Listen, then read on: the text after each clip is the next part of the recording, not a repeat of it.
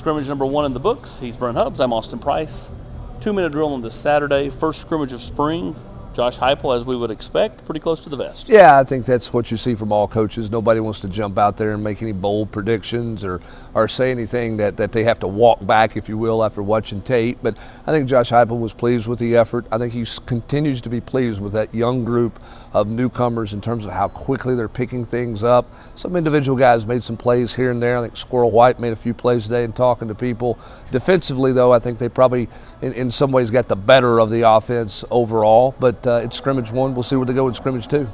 What are your overall takeaways from talking to people about just, the impressions? It seems like everybody come away saying the defense had the better day, but when you've got a quarterback that's no contact, those officials, they know that they can't allow anybody to get hit that has a no contact jersey, so they're like quick to blow that whistle if you get within an earshot. Yeah, it changes an RPO, doesn't it? If a quarterback can't really run, and they're going to blow that dead, it really changes kind of how you attack the RPOs. So there are probably some things out there that would have been better offensive plays, maybe got blown dead earlier. I think the bigger thing that stands out about the defense, just they're playing fast.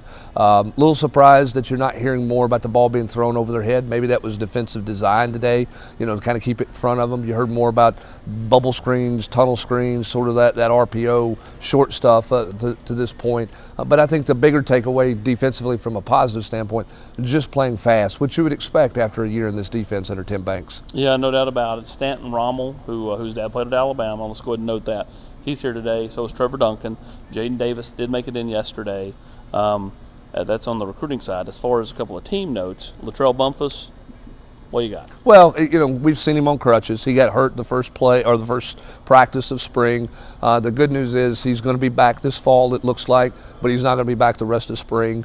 So he's going to have to do some rehab on the knee. Should be back sometime this summer, ready to go, and should be back this fall. It's not anything like a year-long type injury or anything like that. So that's the good news there. Gerald Mincy did not practice today, which is tough for him because here's an opportunity at left tackle. Practice. He needs every rep, but he's battling an ankle. And I think, Austin, the decision not to scrimmage him today was simply the standpoint they did not want it to linger on all spring long and set him back. So they're trying to get that ankle well, get him back to the practice field next week. Yeah, biggest word for ankles, I think just manage. Yep. It's probably going to linger regardless, but just can you manage it to get him through spring so he doesn't miss the last 7 or 8 practices? That's probably the biggest goal for Tennessee's offensive line and Gerald Mincy. He's Brent Hubbs. I'm Austin Price for the 2-minute drill.